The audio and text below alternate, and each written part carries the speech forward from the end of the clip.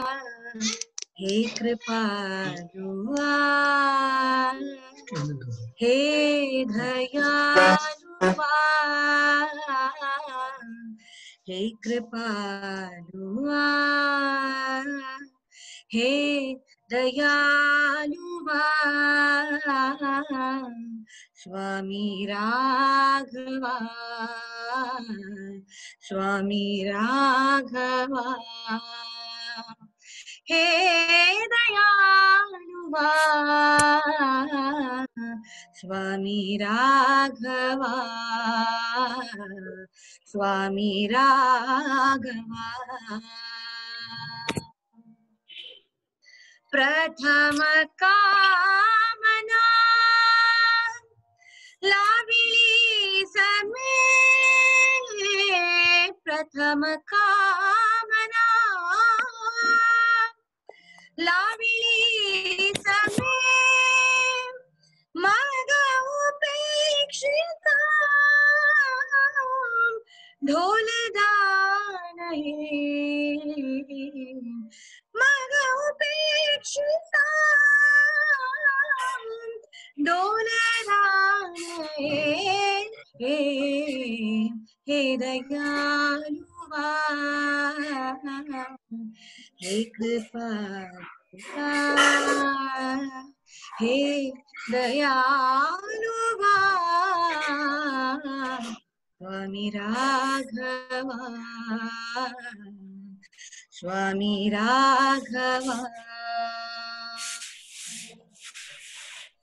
सकल जानशी माझे अंतरा स्थिती, सकल जानशी माझे अंतरा स्थिती, मग तुझ्या प्रती काय विनंती, मग तुझ्या प्रती काय विनंती, हे दयालुआ, हे कृपालुआ, हे दयालुआ, स्वामी राघवा, स्वामी राघवा,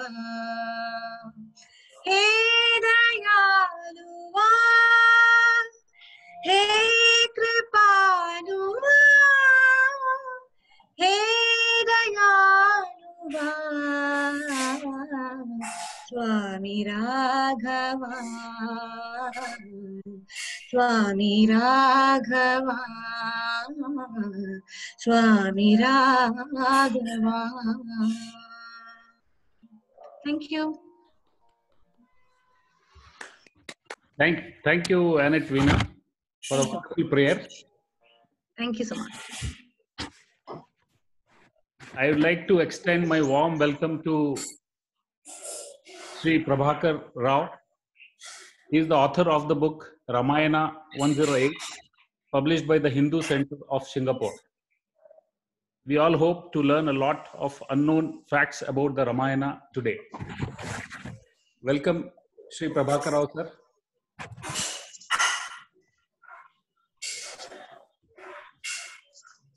As most of you are aware, I lost my mother on 25th of December 2020.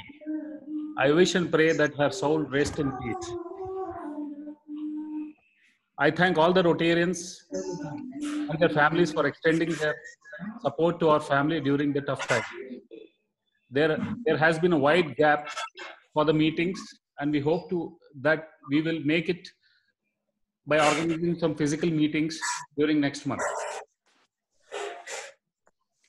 Thankfully, we have woken up with some good news this morning. COVID vaccination drive has been kick-started. The day is not far away when we will win this war against COVID-19. I urge all of you to take care about your health and your loved ones. They are all that matter in one's life. Coming to the projects, we have organized various projects during the previous month 12 houses were successfully inaugurated at Graliur. We have provided 1 month ration provisions to the 15 families who were beneficiaries of this project. More than 21 girls were vaccinated with the cervical cancer vaccine during this month. We have also provided 54 mattress, pillows, Kushi and Balyam at Perur. As you know, the place was reeling with huge difficulties and lack of basic amenities. We have also provided with 1 RO water purifier and 49-inch television. Our project Annadhanam has provided more than 2,500 meals till now. As a project SHE, Education for All, we have remitted school fees for 3 students whose parents had lost jobs during COVID-19 and were on the verge of being terminated by the school. Our global grant project application for Project BEAT has been approved. Work towards the completion of this project will be commencing shortly. Finally, we plan to have our AGM very soon. Venue and dates will be known during this week, and I'll share it through the WhatsApp. With continuous support from all of you, we hope to keep doing projects and help wherever needed. Now I request our Secretary Rotarian Jagan Mohan to deliver the Secretary's report.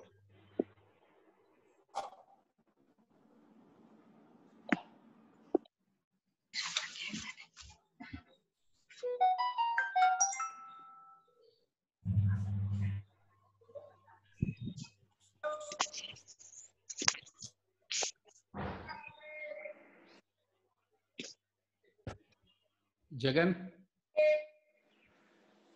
Mohan.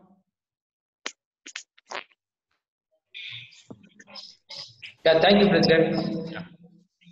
Good morning, Rotarians, Ants and Annets. It is my pleasure inviting you all for the 18th regular speaker meeting in a leisure Sunday morning for the current Rotary year. Under community service, HPU has vaccine was administered to 21 girls at GKNM Hospital on 2nd of January. The total outlay of the funds to the project was ₹50,000. We are the co-sponsors for the Rotary Gully Cricket League to be held on 23rd of January, and we have contributed ₹5,000 for this tournament. Now I request Rotarian Surya Narayan to introduce the speaker of the day, Sri V. Prabhakar Rao. Thank you. Thank you, friends. Our speaker of the day is no stranger to us. He has earlier spoken in our own club at Annapurna when we had a meeting at Annapurna. Our speaker of the day is an electronics engineering graduate from the College of Engineering, Guindy, Madras, and Masters in Business Administration. After 40 years of full-time corporate service in the field of medical technology, he retired as a vice president and head of the Asia Pacific Siemens Medical Ultrasound Division, Singapore. Currently, he is an advisor for an American company in the field of research ultrasound. He has a great passion for philosophy and Hindu scriptures like Valmiki Ramayana, Bhagavad Gita, and Upanishads. He does research in these philosophies and has published books on them. He regularly delivers lectures in Skype, India, Singapore, and worldwide on these subjects. His articles regularly appear in journals in Singapore and India.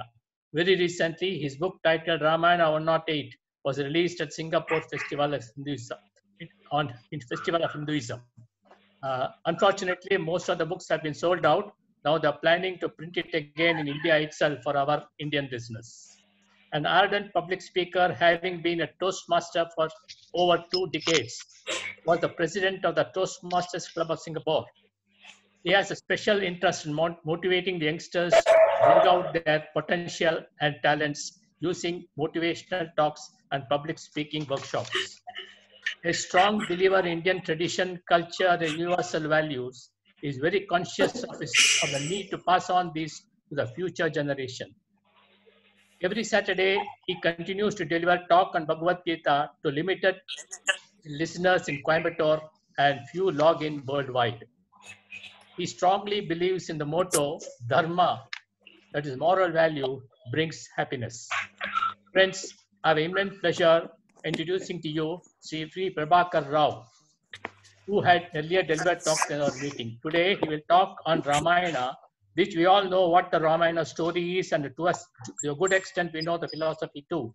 But there is an unknown portion of Ramayana, which I think Prabhakar will enlighten us. Over to you, sir, Sri Prabhakar Rao. Thank you.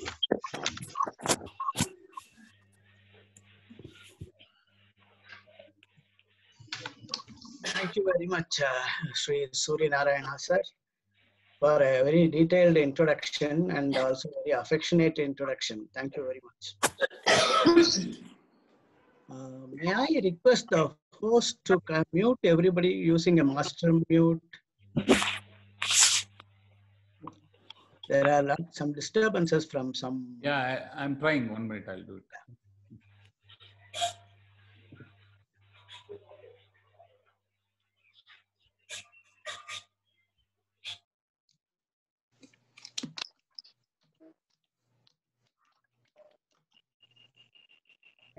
Half a month year of service and maximum of 12 years of service. That's all.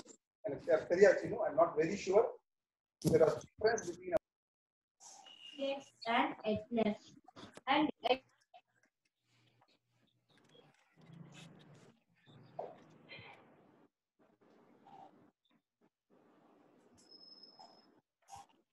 Let me continue, sir. First of all, my big thanks to the club, Mr. President, Mr. Kemka, Mr. Suri, and others in the club for having invited me to this club again. Having listened to me 4 years ago in Hotel Annapurna on the subject of medical technology, medical imaging technology. Now I have been invited to speak on a totally different subject. So very close to my heart. I think if medical technology is close to my heart from a professional angle, the scriptures, Hindu scriptures and Indian tradition, they are close to my heart from a pure human angle, Once again, my thanks to the club for having invited me to deliver this talk. Right now, I am in Singapore on a 14-day mandatory hotel quarantine. I am inside a hotel room, not allowed to step out from the hotel. May I request everyone to kindly mute your mic, please. So I am in the hotel quarantine in Singapore for 14 days. And I'm not allowed to step out. Myself, every traveler, whoever has landed here in Singapore has to go through this mandatory quarantine. And so, 14 days, I was also wondering what all I'm going to do during this 14 days. As a good friend from Australia had messaged me this morning, this is a time for contemplation, he said. Yes, very true, very true. I had read that Acharya Vinoba Bhave, when he was in Eravada prison during the freedom struggle times, for 6 months he was kept in the prison in Eravada, and he told along with him all the other freedom struggle they were also imprisoned, and he called everyone and said, look, 6 months we have been given an undisturbed time. Let us use it. Let us use it for learning Bhagavad Gita. So he used to give lectures every evening on Bhagavad Gita. Every day he was studying Bhagavad Gita. That was the way Acharya Vinoba Bhave used his 6 months in Eravada prison. I also understand Bal Gangadhar Tilak ji, another famous name from the Indian history. He was in prison in Burma, in Mandalay, for a few years. He had been imprisoned. And during that time, he wrote a complete commentary on Bhagavad Gita. I think if I remember right, the name of the book is Gita Rahasya. That is the commentary that he wrote, and he gave his message in that Gita commentary that the very objective of Gita is to tell us to do selfless action. That is the real purpose of Gita. And that was his book. Where I am coming to is great people like them, they have used the compulsory isolation for great purposes. And why can't I derive some inspiration from them? And I have scheduled a series of lectures and talks on Ramayana and Bhagavad Gita starting from today. Today, my talk in this club is the first of the series. For the next 12 to 13 days, I will be having these lectures already scheduled. So I hope to spend my quarantine in this way. Let us now come to the subject of Ramayana. First of all, I want to appreciate and thank the wonderful Abhang sung by our Sri Suri Sir's daughter, Miss Veena. It was sung wonderfully, wonderfully. He Dayaluva, He Kripaluva is a great Abhang of Samartha Ramadas in Marathi. Wonderful Abhang and delightfully sung by Miss Veena. Thank you very much for that. It really set the tone for today's talk, which is on Ramayana and that Raghava, on that great character Raghava, the great hero. Ramayana can be seen in 3 different ways. If you are a religious believer, follower, then you can see Ramayana as a religious script, religious epic, religious scripture. See Rama as a manifestation of God. If you are a little distant from that, you can see Ramayana as a history, history of a prince, a great noble prince. If you are even further distant from that, you can read it as a epic, as a fiction, as a story written by a great author, great Rishi, Maharishi. Again, of a very noble character, great noble character of sacrifices and holding on to ethics at any cost, So whichever way you look at Ramayana, this strong Rama, the strong man of noble character, completely following, rigidly and strictly following a way of ethics, way of life based on ethics, will inspire you. Whether you are a religious person following it as a religious scripture, or whether you are a scholar following it as a history, or whether you are very distant from all this, but reading it like a Shakespearean or as a French classic, whichever way you do, is undoubtedly certain that we will be inspired by the character of Rama and Sita and all the other characters in Ramayana for the ethics, for the dharma, for the righteousness that they display at all crucial times, at great personal cost, About this Ramayana, how much do we know? That's a big question I would like to pose and put it in front of all of you. In life, many things we take for granted. We think we know our language. Let us take even Tamil. We think we know Tamil. But how much of Tamil literature we have studied? How much of the Tamil poets' life histories we know? Same way about geography, we think we know India. But how much of India do we know? Have we gone to Leh, Ladakh? Have we gone to the last final tea shop in India at the India-China border in Mana village? Have we gone to Tirupulani where the Adisetu starts, the real Ramasetu starts from Tirupulani? Have we gone to Meghalaya? Have we touched the clouds which are right at our level, hanging right at our level in Shillong? No, we might not have gone to many places in India. We think we know India. People around us, our close relations, close family members, and close friends, we assume that we know them.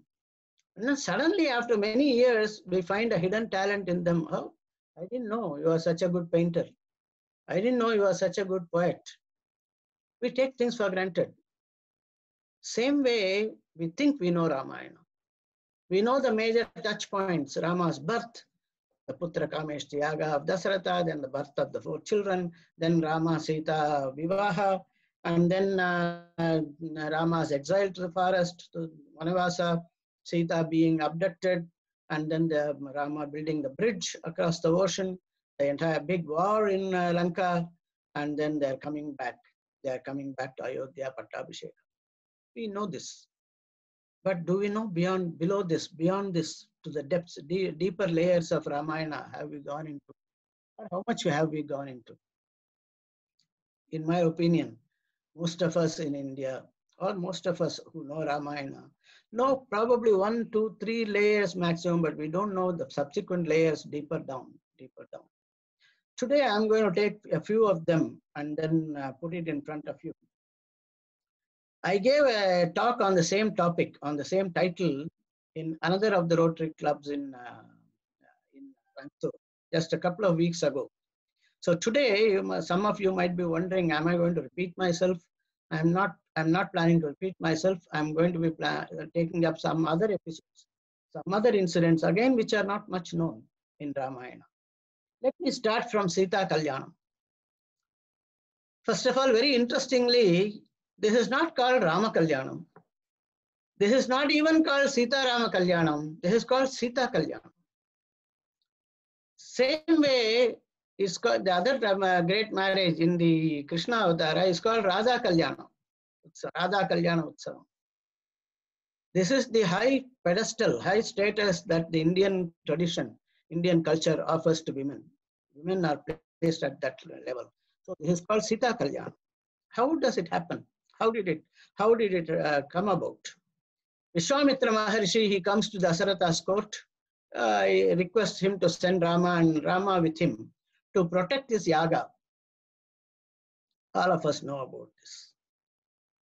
At that time, Vishwamitra Maharshi, Dasaratha is surprised. He says, my boy is hardly 12 years old. In fact, the sloka says he is not even 16 years old.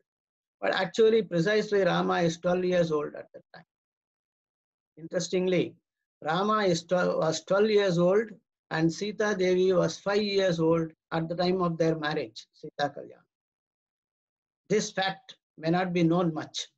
Even many of the paintings and many of the videos you see, it depicts a big adult Rama and a big adult Sita in marriage. But actually, according to Valmiki Ramayana, Rama was 12 years old and Sita Devi was 7 years younger to him and she was 5 years old. So Dasaratha, he is abashed. You are asking for a 12-year-old boy to come and protect your yaga from Rakshasas, who are all Ravana's people. No, I will come. I will come along with my army, Dasaratha says. But then Vishwamitra says something very, very like a riddle. He says, Aham Vedmi Mahatmanam Ramam Satya Parakramam. I know who Rama is. He doesn't say who Rama is, but he just says, he hints, I know who Rama is. Vasishtopi, Vasishta is there in that court, Vasishta Maharishi. Vishwamitra Maharishi says, Vasishta Maharishi also knows. Ime tapasistitaha rishihi, other rishis who are sitting in this court, they also know. Don't worry, you send him. That is all he says. He doesn't say who Rama is. To this point, we'll come back. I have another subject here to talk about. I will come back much later in our talk. Dasaratha finally sends Rama and Lakshmana goes along with Rama because he is the alter ego of Rama, goes with him everywhere together. On the advice or recommendation of Vasishta Maharshi, he says, Dasaratha, you send him. You send Rama. So Rama and Lakshmana go with Vishwamitra. And then we know all those things. Tataka was killed and then 6 days the yaga of Vishwamitra Maharshi was protected by Rama and Lakshmana, and Subahu, the Rakshasa, was killed who came to disturb the yaga, and Maricha, who came to disturb the yaga, was shot by an arrow which sends him hundreds of miles away and drops him in the ocean. All these are the epic part of it. The yaga is over. Vishwamitra thanks Rama and Lakshmana for protecting the yaga. And then Rama says, I am taking leave of you, sir. I want to go back to my father and my country. At that time, Vishwamitra Maharshi says, yes, he blesses him to go back. But inside him, he wants him to come with them to Mithila, because that should lead to Sita Kalyana. But Vishwamitra Maharshi doesn't say anything like this. He tells Rama, yes, blesses him and asks him to go back. And then he says, only one thing he says. He says, look, we are all now going to Mithila. Janaka, King Janaka is going to conduct a big yaga, a famous yaga. We are all going to participate in the yaga. If you are interested, you can come with us. His real intention is to take Rama to Mithila and ensure that this marriage takes place. But doesn't say so. Doesn't say so. He only says, there is a big yaga there. Janaka is conducting. We are all going there. That is Vishwamitra and his disciples. We are all going there to participate in the yaga. If you are interested, you can also come with us. And as a teaser, he says, Janaka has a wonderful divine bow, Dhanush, Siva Dhanush. If you come with us for the yaga, you can have a look at that Dhanush.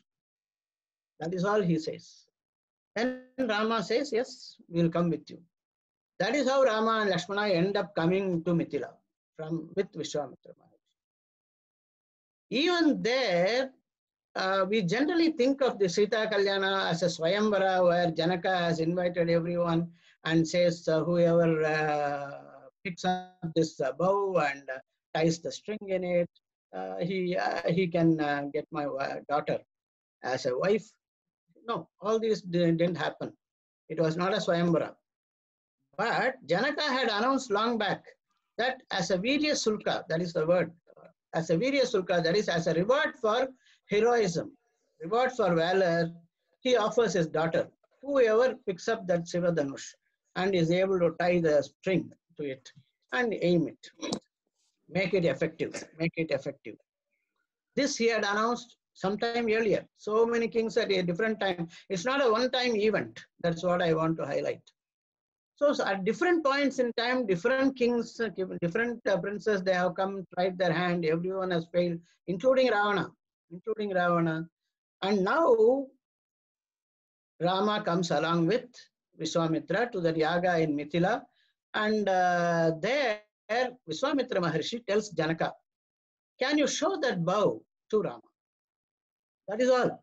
There is no word about Sita, no word about the marriage, or no word about the great heroic offer, Virya Sulka, nothing.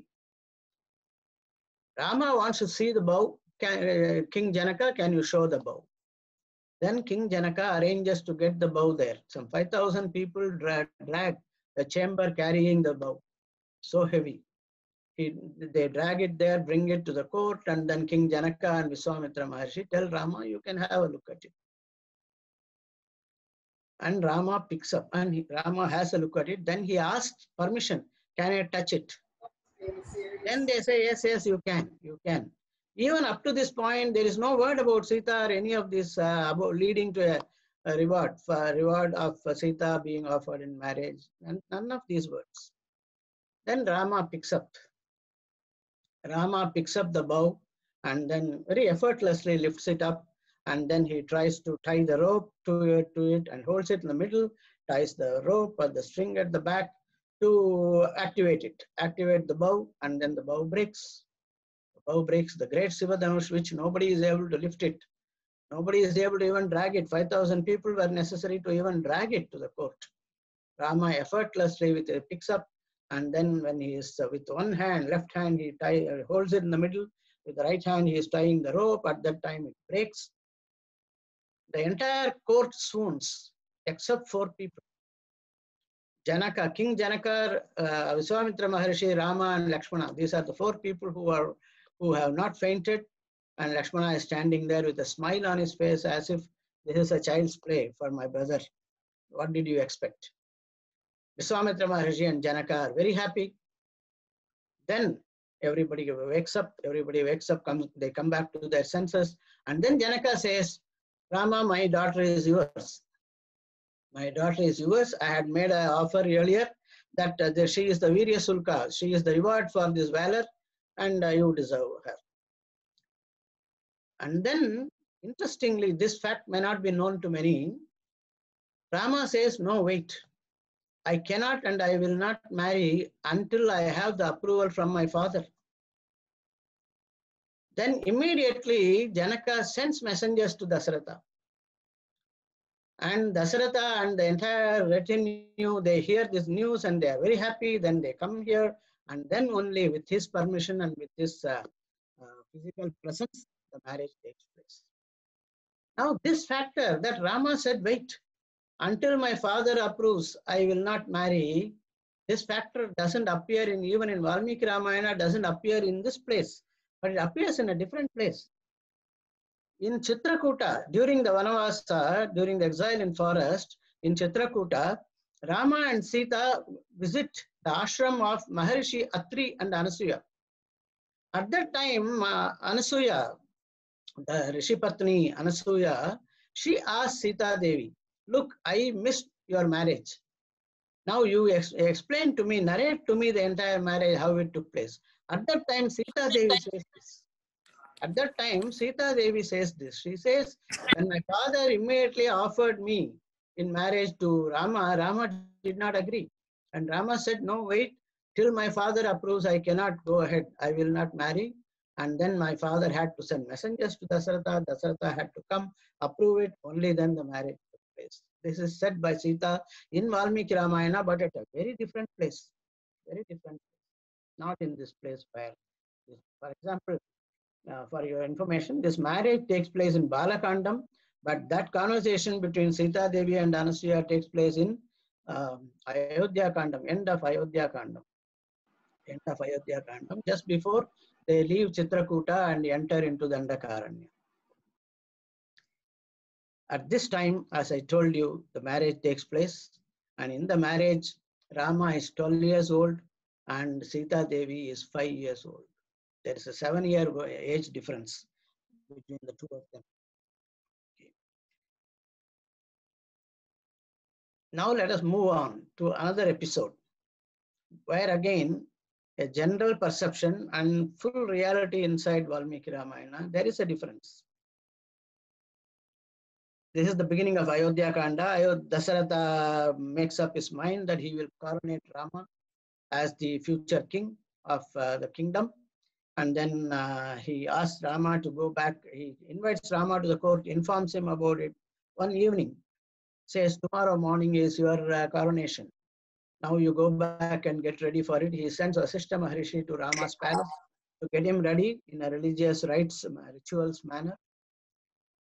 And then overnight, we all know about the discussion between Dasaratha and Kaikeyi, and then whole situation changes. In the morning, Rama is invited back to that palace, and Rama thinks that he is being invited for the coronation as per his father's word in the previous evening. Sita Devi thinks so, Lakshmana thinks so, entire Ayodhya thinks so.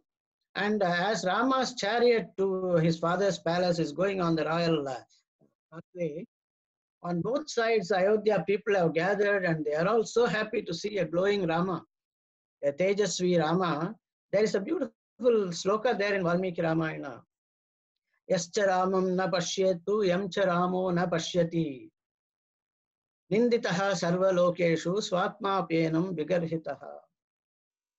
Here, there is something nice about this. And this has inspired a great Tamil poet. I will come to that.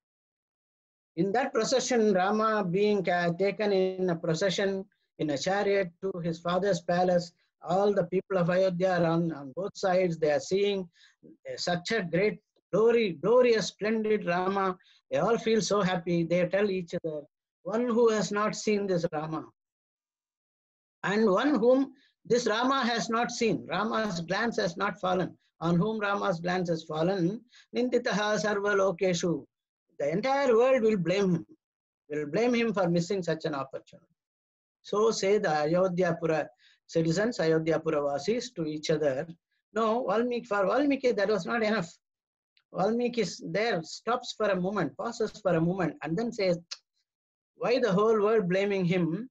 His own soul will blame him. One who has not seen this Rama, or one on whom Rama's glance has not fallen. This Rama's glance has not fallen. The entire world will blame him for missing such an opportunity. No, his own soul will blame him. Swatma penam vigarhate. This inspired Kamban, the great Tamil poet Kamban, the same thing in a different place in Ramayana, in Kamba Ramayana. He said, Thol Kandar, Tole Kandar, Tal Kandar, Tale Kandar, but he put it in a different place. Rama is coming in a procession in Mithila, and people are all seeing him. Those who saw him, those who saw his shoulders, they saw only his shoulders. They could not see Rama as a whole, because wherever they saw, they got stuck there. They were so happy, they were so thrilled, they went into ecstasy. And those who saw his feet, Tal Kandar, Tale Kandar, those who saw his feet, their visions got stuck there. They were so much in ecstasy there. This is Kamba Ramayana. Kamban got inspired from this scene of Rama going in Valmiki Ramayana, of Rama going in a procession to his father's palace, and the entire citizenry of Ayodhya going into a raptures here. We all know about what happened inside when Rama went inside his father's palace. He sees his father, very dejected man, sitting there, and he said Rama to Rama. That is all, nothing more. He doesn't speak a single word. He doesn't even lift his face to look at Rama eye to eye. Rama has never seen his father like that. Rama asks Kaikeyi. First of all, he offers his respects, worship, Abhivadaya to both his father and to the Kaikeyi Mata. And then he is surprised and pained to see his father like this. He has never seen his father like this. So he asks Kaikeyi, Devi, what has happened? Why is he like this? I have never before he has not been cheerful when I saluted him. He has never before not responded. And I have never seen him so despondent before. Then Kaikeyi says, look, he has made some promises to me. I have now asked those promises to come to be made true. But he is not happy about it. And he has this to tell you, but he is afraid of telling this to you. He is very shy of telling this to you. He is very depressed to tell this to you. So he will not say this to you. But on his behalf, if I tell you, will you do it? She doesn't say what it is. On his behalf, if I tell you, will you do it? This is the first one information I wanted to share with you, that we all think his father commanded him to go to the forest. His father commanded him to that Bharata should be ruler of the kingdom. And the great Rama absolutely followed his father's words. Pitru Vakya Paripalana. That was the dharma that Rama showed to the whole world, exemplified it in his conduct. This is what millions of us praise Rama for this. But the small subtle point is that Dasaratha did not give this command to Rama directly. Only Kaikeyi talks on behalf of Dasaratha and tells Rama, this is what your father wants me to tell you. Rama did not say, if my father wants to say something to me, let him tell so. Let him say so to me. He doesn't say this. Instead, he tells Kaikeyi, when did I distinguish between you and my father? Is it necessary that you have to use my father's name to even tell me something that I should do? No need at all.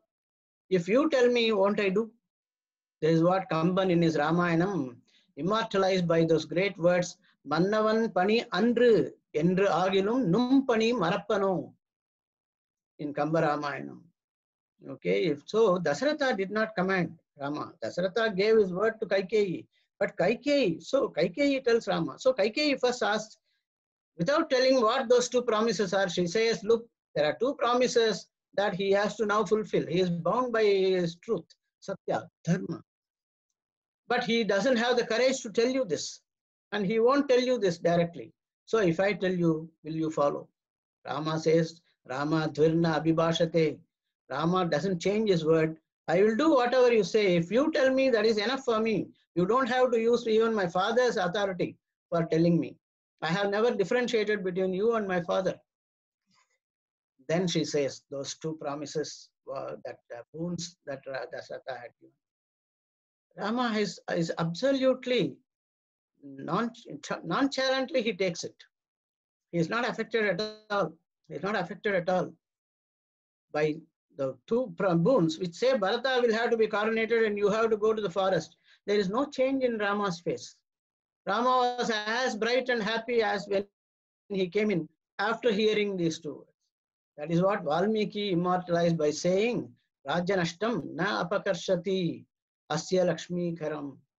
Rama's Lakshmi kara was not robbed by the mere loss of the kingdom.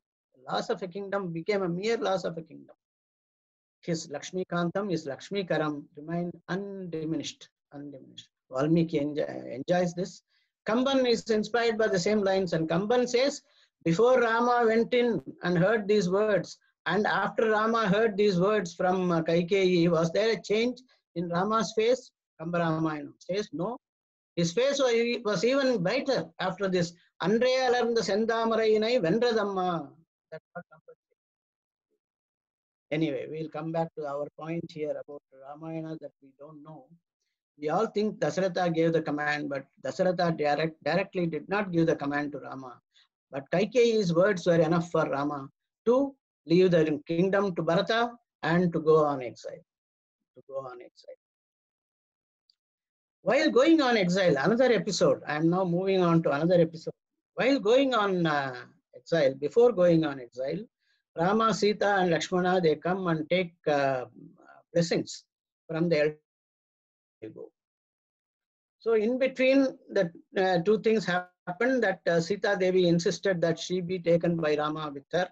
She should accompany him to the forest. And subsequently, Lakshmana, who was waiting for his turn, he insisted that he should be allowed to accompany Rama to the forest. And Valmiki says at different places that Lakshmana is the alter ego of Rama. Bahiprana Ivapara, that's a phrase Valmiki uses, that he is the second soul of Rama, but moving around outside of Rama. There is one soul of Rama inside Rama. This is the second soul of Rama moving around outside. Bahiprana Ivapara. And Rama himself says to Lakshmana the earlier evening, when Dasaratha had called him and said he will be coronated the next day, he comes back to his mother's place to share the good news with Kausalya Devi. At that time, Lakshmana is there. And he tells Lakshmana, I have accepted our father's offer to coronate me because I want to rule this kingdom along with you. You are not anyone different from me. Dvitiyam antaratmanam tvam. You are my Dvitiyam me antaratmanam tvam. You are my very second soul. Rama says to Lakshmana. Anyways, so Lakshmana says, I have to accompany you. There is no alternative. Rama finally agrees. So Rama, Sita and Lakshmana come and take the blessings from the parents before leaving on the exile. At that time, Sumitra Devi, this is again probably not much known outside. Sumitra Devi blesses Lakshmana, saying that your happiness lies there in the forest with them. Go with them. The significance here is that the Dasaratha's two boons to Kaikeyi doesn't touch Lakshmana at all. He doesn't have to go to the forest. Nobody ordered him to go to the forest. On his own, he is voluntarily offering to go to the forest. But his mother, out of emotion, she can ask him not to go. She can tell him, no, father's command applies only to Rama. You can be here to take care of me and take care of Kausalya Devi. But great mother that she is, Sumitra Devi, she says, you are Srishtastvam Vanavasaya, Srishtaha Tvam Vanavasaya. You have been born for the life in forest. That is why you have been created. Gachatata yata sukam. Your sukha, your bliss, your happiness lies there. Go where your happiness lies there. And what are you doing here? Go quickly. That's what Sumitra Devi says. And she also says, Ramam Dasaratham Viddi Mam Janakatmajam Ayodhyam Atavim Viddi Gachatata yata sukam. Treat Rama as your father Dasaratha. Treat Sita as me, as your mother, me. Treat the forest as Ayodhya. Go, my dear child, your happiness lies in the forest. These are immortal words of Sumitra Devi in Valmiki Ramayana. The great learned scholars who all give pravachanas and upanyasas, they all know all these very intricately. Unfortunately, all the pravachanas, we give them very little time. We give them 1 day or 2 days to talk Sundarakanda. or we give them 9 days to talk, do pravachana and the entire Ramayana, they touch only the main points, but they don't get time to go into all this. They know all these intricacies. So Sumitra Devi says this, very large-hearted mother, and she is a jnani, and she understands what is the cosmic design and Lakshmana's role in it. So she says, go, your happiness lies there. This again has inspired Kamban to a great extent.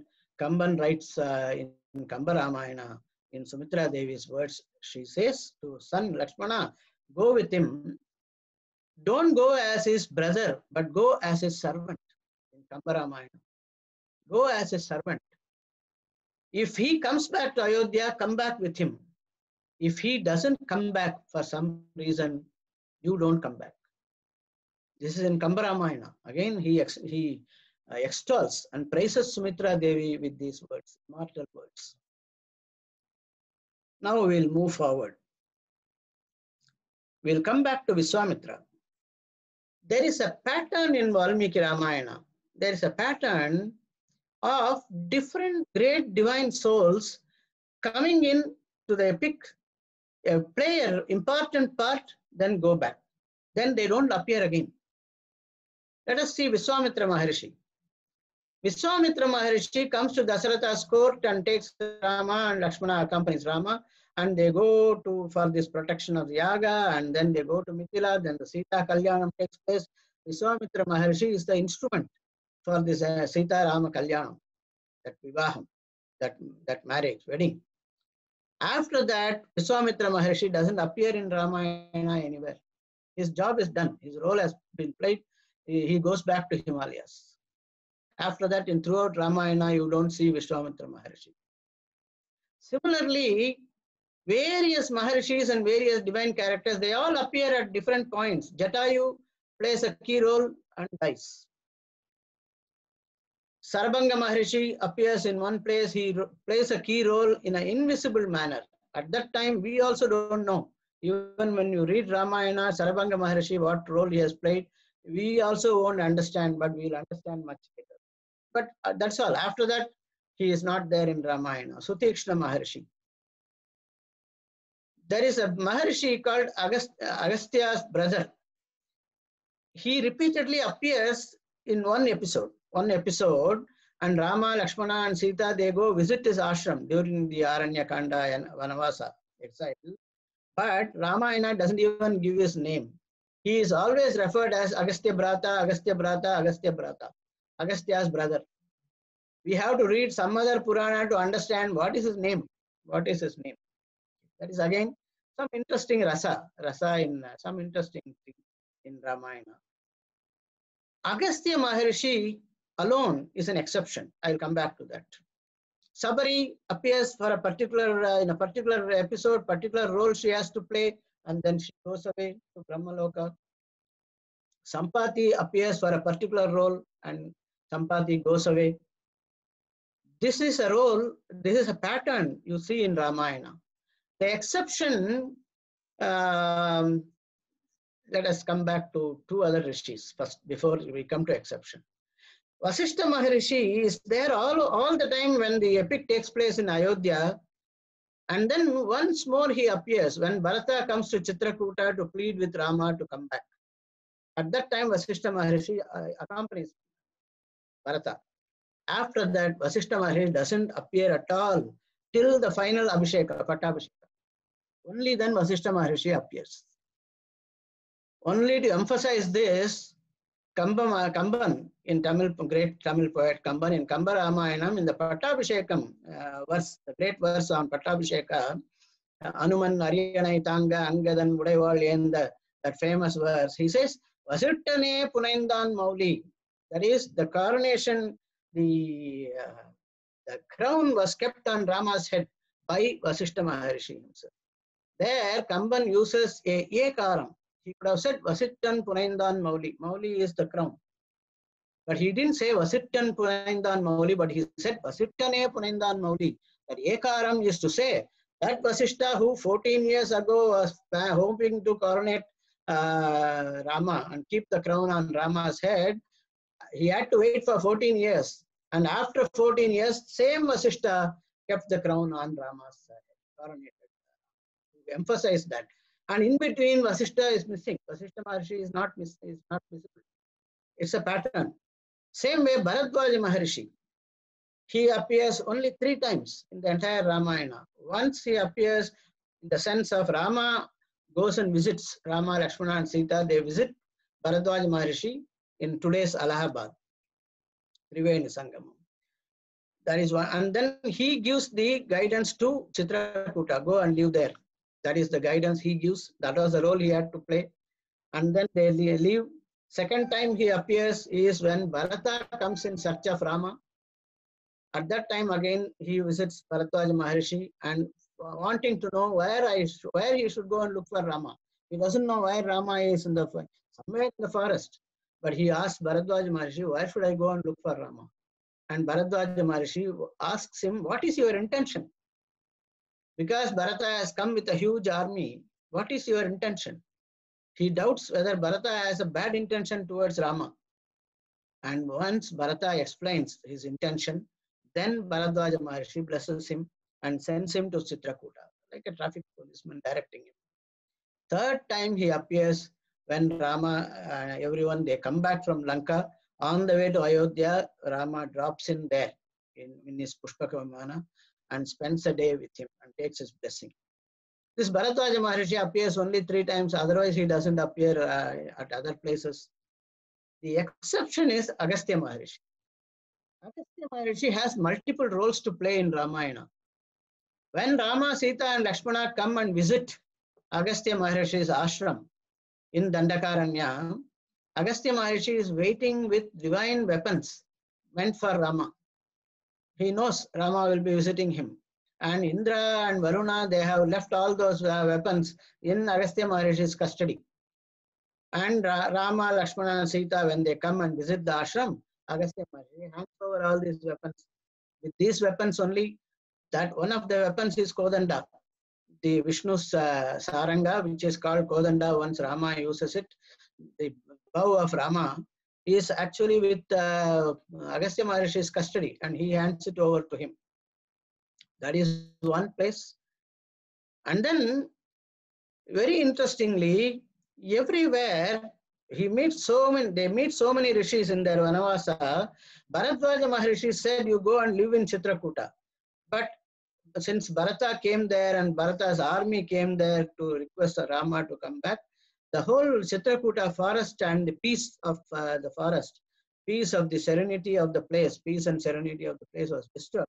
So Rama on his own decides to move away from Chitrakuta. That is how he enters into Dandakaranya. Then he goes to all these different rishis and he asks, where should I stay? He could have stayed near Sharbanga Maharishi. He could have stayed near Sudeshna Maharishi, that region. He could have stayed near Agastya Maharishi. But each of them point him towards somewhere deeper into Dandakaranya, Nobody says, stay here. There is a reason for it, which Agastya Maharishi explains later on. They all point to the next place. So Rama and Sita, Lakshmana, they keep on walking. They go to the next ashram, They go to Agastya Maharishi, and then they ask Agastya Maharishi, we have to live our 14 years in exile. Where should we? Then Agastya Maharishi says, go to Panchavati. He doesn't say, live here. Live here in this surroundings, anywhere. He says, go to Panchavati. Go and live there. Then Rama, Sita, Lakshmana go to Panchavati. That is quite far from Agastya Maharishi's ashram. They go all the way to Panchavati and they live there. That is where Rama and the Rakshasas have a base. Next to Lanka, they have a base, outer base near Panchavati. Today's Nasik, near that place. And when living in Panchavati only, the Surpanaka incident takes place, and then Rama and the Rakshasas of Janasthana, that is the name of the place where the Rakshasas are headquartered, near Panchavati. And so those Rakshasas come for a battle with Rama, and Rama single-handedly destroys 14,000 Rakshasas in this battle as per Valmiki Ramayana. At that time, Agastya Maharishi appears again. Agastya Maharishi comes here and tells Rama, you did a great deed, now you must understand why all of us did not allow you to stay where we were. Instead, we were pointing you to next place, and I pointed you to this Panchavati. The reason was you and the Rakshasas had to have this encounter. We wanted that to happen. That is why we did not ask you to stay wherever we were. Instead, we were sending you all the time towards this place. Even here, Agastya Maharshi said only half of the cosmic design. But there is other half which he did not say. That it was not their intention that Rama should stop at Panchavati and then finish 14 years, go back to Ayodhya. But they knew from Panchavati, after Rama's and the Rakshasas, Surpanaka, these encounters, Sita Devi should be abducted by Ravana, and that should lead Rama all the way to Lanka.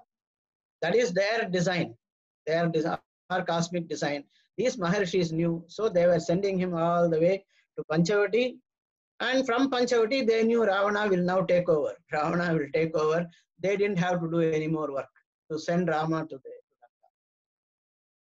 So Agastya Maharishi appears here to tell Rama this truth, again half truth. Again Agastya Maharishi appears in Yuddhakanda during the battle when Rama Ravana Yuddha is going on. I guess I have another 15 minutes, I assume so. I think it's about a 1 hour talk I was told, and 45 minutes are over. So I'll finish in 15 minutes time. So in the battle, Rama Ravana Yuddha is going on, and Rama is tired at one point. The whole 15-day battle goes on, and we are now down to the last day, when Rama and Ravana are directly having a personal battle. Rama is having upper hand repeatedly, and Ravana is losing repeatedly. But Rama is not able to kill Ravana. That alone is not happening. Rama is tired. Ravana fainted, and Ravana was taken out of the battlefield by his charioteer, and Rama gets to rest for some time. But he is wondering, how should I finish this battle? How should I kill Ravana and end this battle? At that time, Agastya Maharishi again appears, and he teaches Aditya Hridayam to Rama, and says, now you chant this Aditya Hridayam, that will give you necessary power to close off, end this battle with Ravana, to kill Ravana. Agastya Maharishi plays that role there. So here, the point I was mainly trying to take up is, there is a pattern of all the Maharishis, whether it's Vishwamitra Maharshi, Vasishtha Maharshi, Bharadwaja Maharshi, Sharabanga Maharshi, Sutikshna Maharshi, Agastya Brata, Agastya Maharshi himself, Shabari, or even Jatayu, Sampati, they all come, play a role, they go out. They don't continue in the epic. Vasishtha Maharshi in the beginning and in the end, and Agastya Maharshi alone is an exception who repeatedly comes and plays a role, big role. Okay. Now let us come to a very, very different subject, different episode. In Sundarakanda, we know everything that happened by way of Anjaneya searching for Sita Devi and then seeing Sita Devi and telling her about everything about Rama, where he is, and the pact between Rama, Sugriva, everything, and then he has come as Rama's messenger to search for Sita Devi, and he hands over Rama's ring to Sita Devi, the great Anguliyaka Pradhanam, and then he takes the Sudamani from Devi to go back and give it to Rama. Okay, that's all done.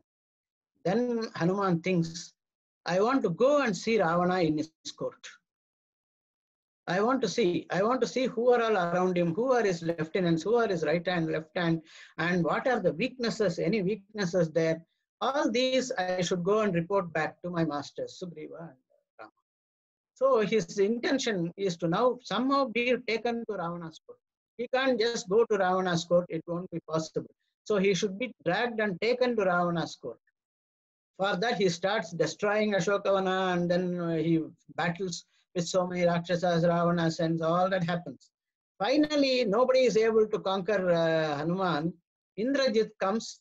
Indrajit also is not able to destroy Hanuman. Finally, he ties him up with Brahmastra.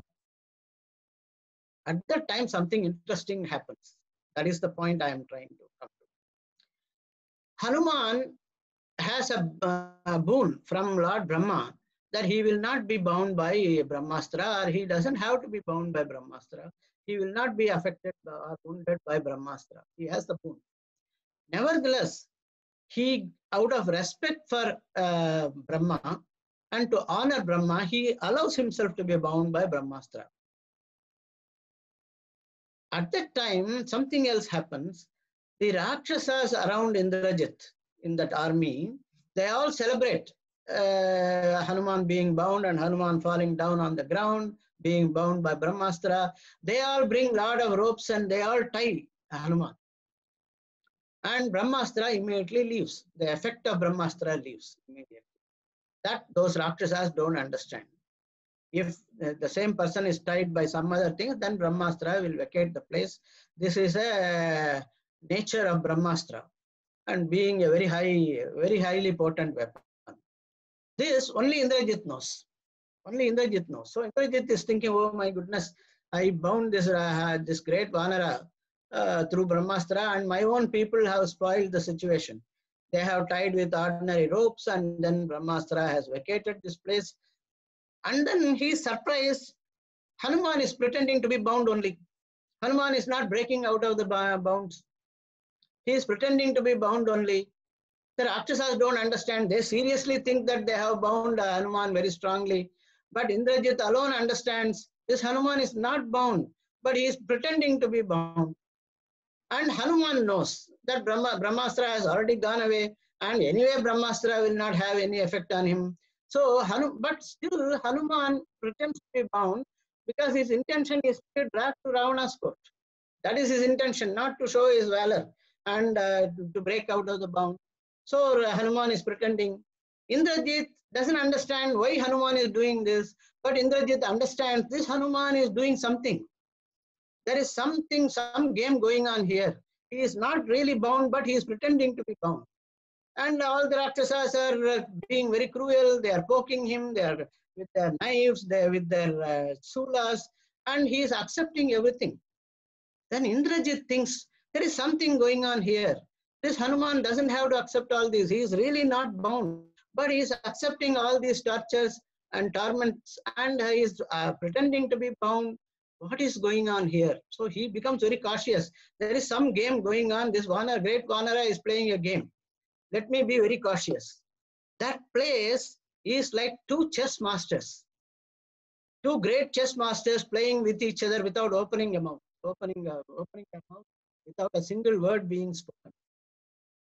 But Hanuman succeeds in being dragged away to Ravana's court, which was his real intention. But this episode is very interesting because it is like two chess masters playing a great game, not trying to gauge what is the strategy of the other one. What is going on here? What move should I place? Should I make now? Indrajit is totally puzzled. Hanuman is in control. Hanuman is in control. He is the senior chess master there. And the junior chess master is totally puzzled, not understanding what is going on. Anyway, now we'll move on. We'll go to Yuddhakanda. Yuddhakanda is also filled with so many such puzzles. Very interesting, unknown nuggets of gems, hidden gems, golden nuggets.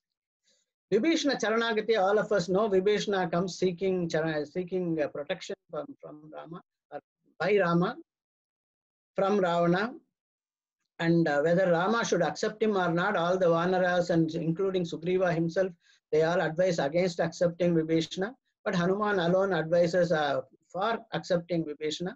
But Rama says, it is my principle that whoever comes to me, Sakridev Prapannaya Tavasmi iti chayachate abhayam sarvabhutebhyo dadami etat pratam mama.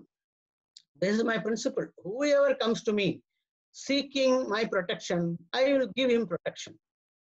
Then he goes on to say, Sugriva, bring him. Whether it is Vibhishana or whether it is Ravana himself in disguise, I have already given my protection.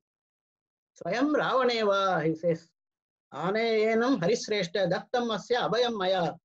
Vibhishanova, Swayam Ravaneva, whether it is Vibhishana or whether it is Ravana himself in disguise, it doesn't matter.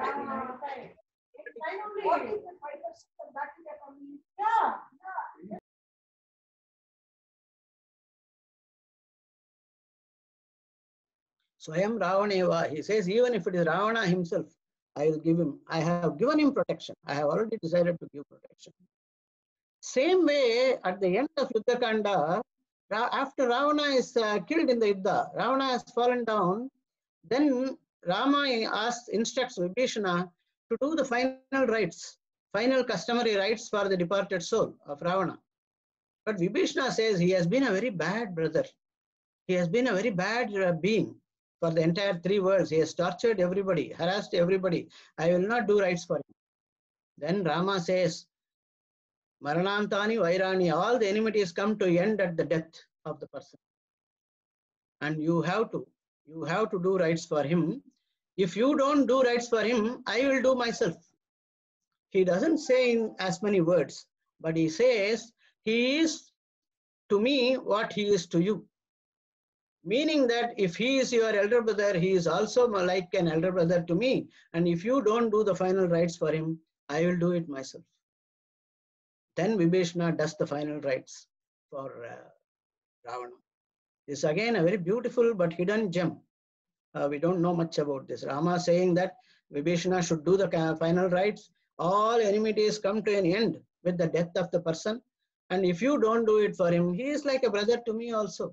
And I will do the rites for him. There is another episode. Actually, it is so difficult to complete about what all hidden gems are there in Ramayana.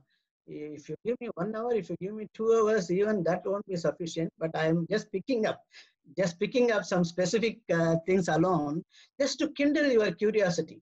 Once your curiosity is kindled and you go in to read Ramayana, you will see a lot more about these things, about these what I mentioned, and about some which I might not have mentioned also. You will find a lot of them. Another episode, during the battle, Yuddha Kanda, in Yuddha, under a great astra of Indrajit, everybody has fallen down, including Rama, Lakshmana, everybody has fallen down. There's total darkness everywhere. That astra was so powerful. Then Vibhishana, with a small light in hand, and Hanuman, only the 2 of them are standing. They go around to find out the situation about everybody. Then they see the old Jambavan lying there, and also, but he is awake. Everybody else has fainted. He is awake. He has not fainted, but he is wounded and lying down. So Vibhishana calls Jambavan and asks Jambavan, "Are you okay?" Jambavan says, "I am okay." Then Jambavan asks Vibhishana, "Is Hanuman alive?" This episode again is probably not known to many. Is Hanuman alive?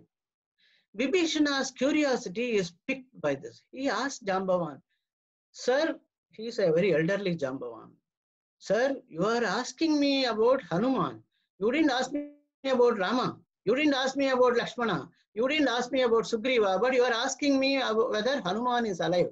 Why?" Then Jambavan says, "If Hanuman is dead, even if all of us are dead, even if all of us are alive, we are as good as dead. If Hanuman is alive, even if all of us are dead, we are all as good as being alive." That is the significance of Hanuman. Jambavan says this. Jambavan says this, and then he instructs Hanuman to go to Himalayas and bring the herbs, and Hanuman brings the famous whole Sanjeevi Parvata itself. He brings from there. This episode we know. But this dialogue, discussion between Vibhishana and Jambavan, that is generally not known outside. It's a hidden gem. It's a golden nugget. And then immediately Hanuman, who is standing along with Vibhishana, it's very dark. So Jambavan is not able to see. The fainting spell has hit the eyesight also. He is not able to see. He is only able to hear Vibhishana's voice, and he replied. And Hanuman, who is standing next to him, immediately falls down at his feet, grabs his feet, and shows his respect to Jambavan and says, "I am very much alive." Then that leads to Hanuman going to Himalayas and bringing the whole Sanjeevi Parvata. Finally, before final point, one other episode. During the same Yuddha, one time Indrajit's another Astra has tied everyone down with Nagapashas, with serpents, with snakes, as in the form of Astras. Rama and Lakshmana are also bound by this Nagapasha, all the snakes. At that time, Garuda comes there. This episode again is generally not talked about outside, not heard much outside. Garuda comes there. And when Garuda comes nearby, all the snakes, they all run away. They all run away and Rama and Lakshmana get up. And then Garuda comes and embraces Rama and embraces Lakshmana, and they get fully rejuvenated. At that time, Rama asks Garuda, "Sir, who are you? Who are you?" Garuda gives an answer which is very, very significant. Garuda tells him, "You won't know who I am, but you and me have a very old ancient relationship. You please finish your task of killing Ravana. After that, you will know about our relationship." Saying so, Garuda flies away. This leads to my final point. The entire Ramayana in Valmiki Ramayana, did Rama know who he was or who he is? Did he know that he is an avatara? In Valmiki Ramayana, Rama doesn't know. In this place, for example, it's a proof. Garuda, he asking Garuda, who are you? And Garuda saying, you and me have a long, old, ancient relationship. You won't know it now. You finish your task, then you will know. You will know about it. Same way, when God, after the Ravana Vada, during the Sita Agni Pravesham, all the gods come down and Brahma asks Rama, Rama, don't you know who you are? Don't you know who Sita is? How can you put Sita to this situation? Then Rama says, Atmanam Manusham Manye Ramam Dasaratatmajam.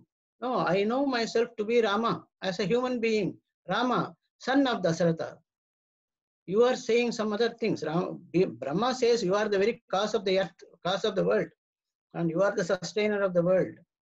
Rama says, Atmanam Manusham Manye. I know I am a human being. I know I am Rama. I know I am a son of Dasaratha.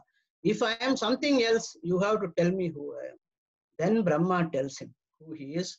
He gives a huge prayer to Rama. In the course of the prayer, he tells Rama who he is. Like this, there are so many things. I am just making them very condensed and also picking up only a few points. But there are so many hidden gems inside Ramayana. A lot of great scholars and great highly learned Pandits, they all know all this, but we don't give them enough time to bring out all this. Instead, within the allotted time for a talk, they focus on key points alone. But if this talk has kindled your curiosity and made you go and pick up Ramayana book and then go through it to know a bit more in depth and get more insights and more hidden gems, if you are able to read through, I will feel the purpose of my objective of my speech is well served. I want to thank the club once again for giving me this opportunity, and I want to thank the audience who has this audience which has given me a very patient hearing. Thank you very much. Over to you, sir. Thank you, Prabhakar sir. Excellent talk on Ramayana. Some of the points which we didn't know, now we understood that. Can we have few question answers on this? Yes, please. I'll be happy to answer. Sir, I'm Suryanarayan here. Yes, Suri sir. Normally, most of us remember Ramayana because of this coming in the Doordarshan Ramayana series. So in that, actually, Sita and Rama see each other in the garden plucking flowers before the event of breaking the bow and everything. But what you said was entirely different. There is no event called breaking where the assembly is there, when that assembly only he breaks. That is different. How does it like this? The narration I gave is absolutely as in Valmiki Ramayana. And this narration which you mentioned is in some other Ramayanas, like Tulsi Ramayana, for example. There Rama and Sita see each other in Mithila, but before this whole incident, the marriage incidents or even the bow incident, etc. But it is in probably Tulsi Ramayana, but not in Valmiki Ramayana. Similarly, there are some other things which are popularly known as true, but not in Valmiki Ramayana. For example, Ahalya. We all know that Rama stepped his foot on the rock and then Ahalya came out. In Valmiki Ramayana, Ahalya does not become a rock. The curse of Gautama Maharishi, her husband, is only to make her go invisible and live along with the dust of the ashrama. She becomes invisible and she becomes dust along with dust in the ashrama, and that way she serves for hundreds of years or even thousands of years. And when Rama, in Valmiki Ramayana, when Rama steps his foot inside the ashram, she comes into visible manifestation. So even Ahalya becoming rock and Rama stepping on the rock is not so in Valmiki Ramayana. Similarly, Lakshmana Rekha, the famous Lakshmana Rekha, Lakshmana drawing a line and asking Sita not to cross it, and then Sita crossing it, all that is not in Valmiki Ramayana. But these are all there in some other great versions of Ramayana, like Tulsi Ramayana, Kamba Ramayana, and there are some other great ancient versions in different parts of India. So when people give talks or when people take movies or serials, they pick all these from various Ramayanas and they show for dramatic effect. But in Valmiki Ramayana, Sita Rama don't meet before the marriage at all. Ahalya does not